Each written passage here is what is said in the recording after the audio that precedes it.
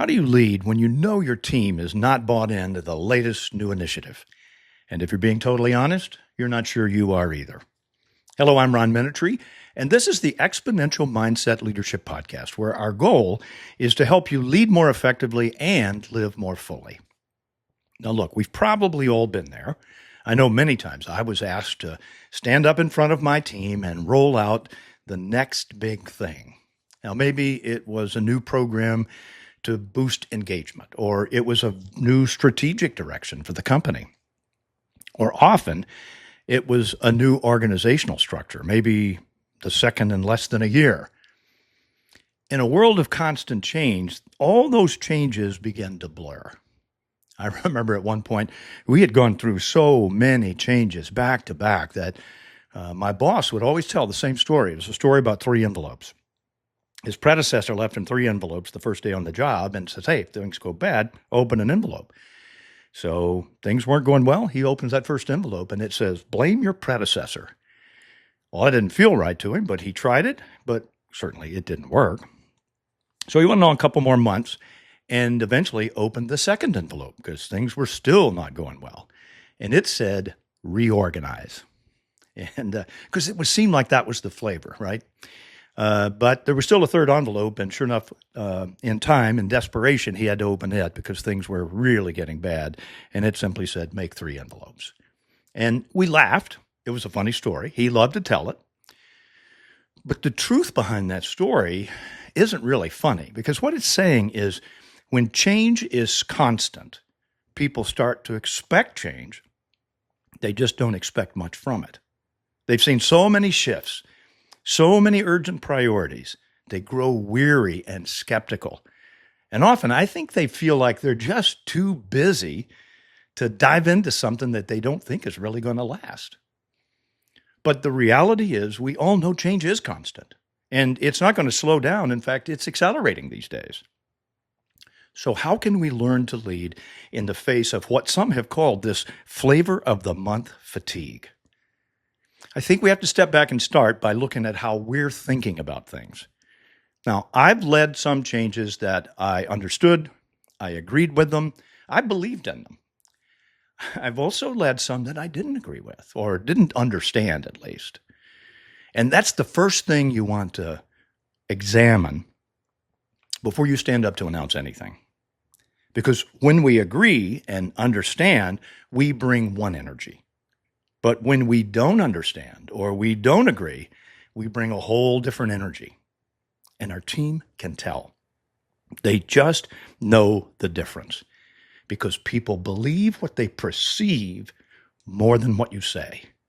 So if you're not bought in, they're going to sense that, and they're not likely to buy in either. Now, I think people try to say what they should say because they want to lead well. They have the best of intentions, right?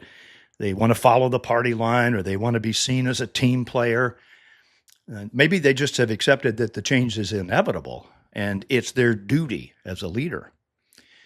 But if your team senses that you're believing one thing and saying something else, that creates a trust problem because they don't know that they can trust what you say. And it undermines your credibility as a leader. But it also creates a second issue, and that's one of alignment. Now, one of the key principles of the exponential mindset is alignment. In fact, that's the first step in our change model, is align. We want to make sure that everything, who we are, inside us, is matching up with what's going on outside us. We want to know that our beliefs, our behaviors, passions, our actions, all are aligned in harmony. Now, if they're not, there's this incongruence or this dissonance that happens inside of us. And that will drain you. You know something's wrong. It puts a drag on you. It certainly makes you less effective, and it likely makes you less confident. I think hesitation will creep into your decision-making or your actions.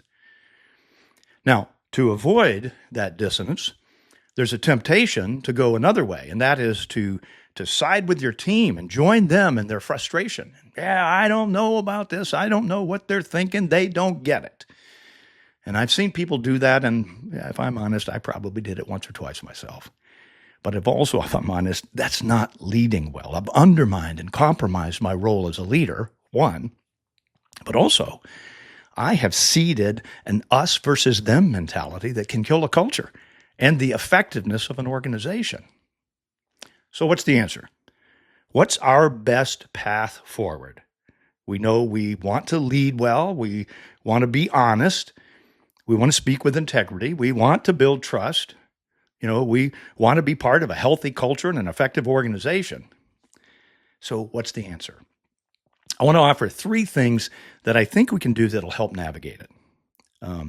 The first one is simple. If you don't understand it, it's your job to at least seek to understand it. I had another old boss that said, 95% of the time, if you armed everyone in the room with the same information, they would come to the same conclusion.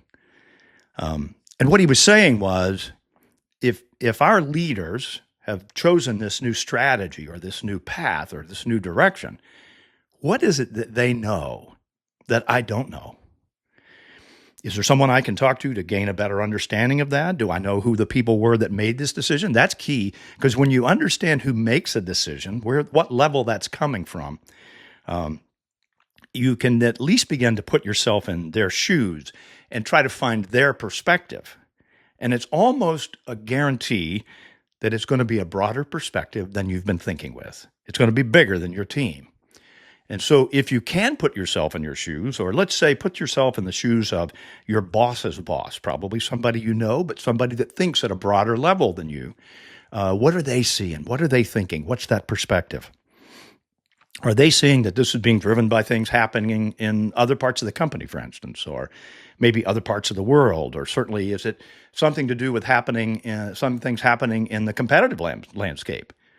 See, if you can seek and build a framework that looks at this from various angles, you may be able to make sense of it or understand it. If not, you'll at least be able to develop a much more informed perspective.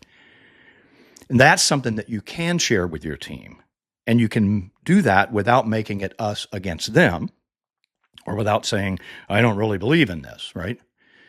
And that really brings us to the second thing that we can do. First, we seek to understand, but then we share honestly what we know. And that reminds me of something Colin Powell used to say. I heard him say this in a meeting one time. He said when a situation came to him, he always asked 3 questions. What do we know? What do we think we know? And what do we need to know that we don't know? And using that policy, you're able to go through this with authenticity. Do the work to learn everything you can, but then share honestly, what do you know? What do you not know?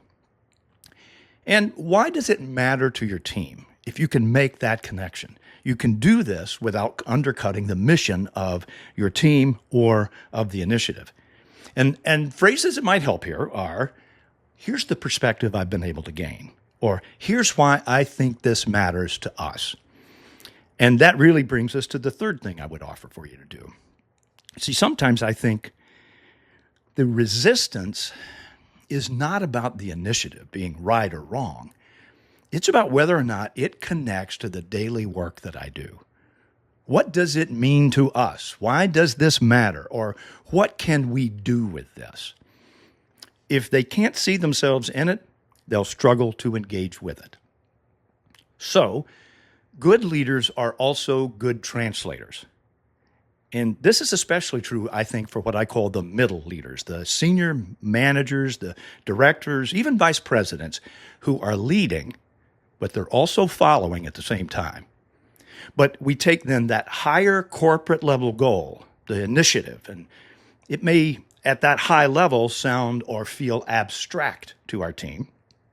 So we translate that into something that's tangible that our team can relate to directly. I remember years ago, a decision was made in our company to use free cash flow as a part of every employee's incentive and bonus plan. We were probably over 100,000 people at that time. Well, there were several problems with this, but the first one was it turns out some of the accountants couldn't agree on even how we should measure it. And secondly, In our warehouse and distribution team, it wasn't clear to us how we could impact such a high-level metric. But we did understand how we impacted inventory turns. We understood our quality would impact our financials, and we had a handful of other measures. And the simple thing of just tying those to impacting free cash flow took things that we controlled and were measuring and could drive every day and made that our focus. It became tangible and people bought in. Now, they still would prefer to have a measurement that was closer to home, but at least the things that they could control, they could measure and know what they were doing to contribute to the success of the company. So let's summarize. If you're leading something, a change that you're not fully bought into, there's 3 things that might help. First, seek to understand the bigger picture and what the leaders who are making those decisions are thinking. What do they know that you don't? Secondly, share honestly with your team what you do know and what you don't, but why it matters. Which leads to the third thing, which is translate the strategy into something that's tangible that they can connect with in their everyday work. You'll build trust, maintain alignment, and you give you and your team a better reason to lean into this instead of checking out. So this week, here's the challenge. Where can you put this into practice?